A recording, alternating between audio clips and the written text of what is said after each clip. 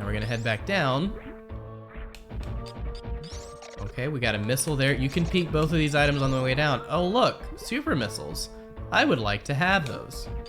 How do I get those? I'm glad you asked. We're gonna get down here first though, before we do too much. All right. Here we have Bat Cave. So, this, we're gonna show off a Stutter water short charge. So you know from previous rooms that we talked about, that when you hold run and you run through a door, I am now currently charging a Shine Spark. However, this runway is far too short to do it that way. We need a way of slowing down so that I can charge the spark faster than I would in, say, Aqueduct. So, this is very hard tech, I believe, with this kind of runway. So what we're gonna do is called a Stutter water short charge. And the way this works is we do what's called a stutter, which is essentially you can watch my input display, see what my hands are doing. You hold forward and then you release forward and repress it very quickly. So what, like there, that's a stutter. Watch my play. Input, that's a stutter. Holding left, that's a stutter. Holding right, that's a stutter. And you can see, like after I built up momentum and then I stutter, she kind of like stalls and slows down for a bit. She doesn't like stop completely. It's like her momentum decelerates and then she gets back up to speed. So that is the mechanic we're using here. What we want to do, you see that really big slowdown, stutter, and then she slows down and then she catches up back to speed. That slowdown is what we're trying to use. So what we want to do is we want to start short charge or start charging a spark, and then we stutter just before the door transition so that when we get to the other side of the door transition, Samus's forward momentum is as slow as possible. And that slowdown, as long as we do it right and continue holding the run button, will let Samus continue charging a Shine Spark while still covering less distance. Let's see if I can do this quickly. Right there, stutter. And this is tough because sometimes what'll happen is you'll get the stutter and then maybe, yeah, that's exactly what happened there is, oh shoot, that one. What happened there is I stuttered too late. So I released the release forward before the door transition, and then I repressed forward while I was in the door transition. So I started too late, so I wasn't in a running state by the time I got to the water side of the room.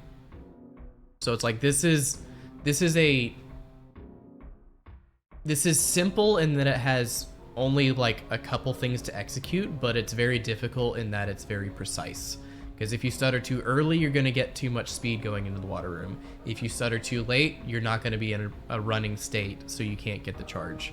So it's very hard to get the timing down for it, but it's worth it because it can get you this particular item in a lot of special cases. I think I'm still going late. I haven't practiced these in a bit. Yeah. But you can see the slowdown I'm getting. That's what we want to see. Like she gets in the door and then she slows down a bit. Now that one worked. And I didn't press down. Rip. You get to the door, you see her slow down. By the time she pumps her elbow a fourth time is when you should be seeing the spark. So that one I know wasn't working. So 1, 2, 3, 4. I would jump down here. You can use that platform. Okay, I was a little too far left, but you can use the edge of this platform here as a visual reference for where you need to spark from.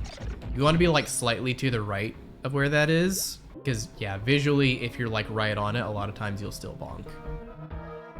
We're gonna do this again. That might have been too early on the stutter. Yeah, too much speed. I've had days where I was like really good at this, and then days like this where it's like, oh, it's gonna take me 27 tries.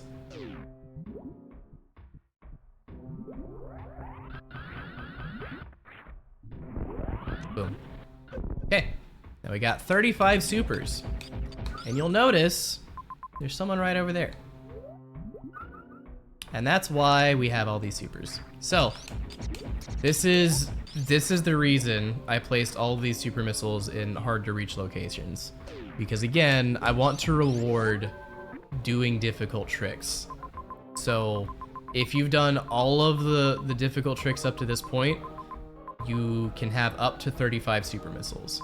Ridley dies in 30 super missiles. Or you can do a combination of like 25 super missiles and then missiles, or maybe some power bombs. There's a lot of different ways you can kill Ridley, but like, I wanted to give an easy way of killing Ridley on the first trip, because otherwise, you're gonna have to, spoiler alert, you're gonna have to loop around through Meridia and come back this way if you don't get enough ammo to kill Ridley before that. So, yeah, this is your reward for having done all the extra secrets. You don't have to do these. You can loop back and come back for Ridley and Kraid afterward and do no hard tricks at all. You can keep it all strictly medium logic if you really want to, but if you can do the hard tricks, they will save you a lot of time and effort. Fun little Batcave movement that I'm still kind of bad at. Oh, we almost got there.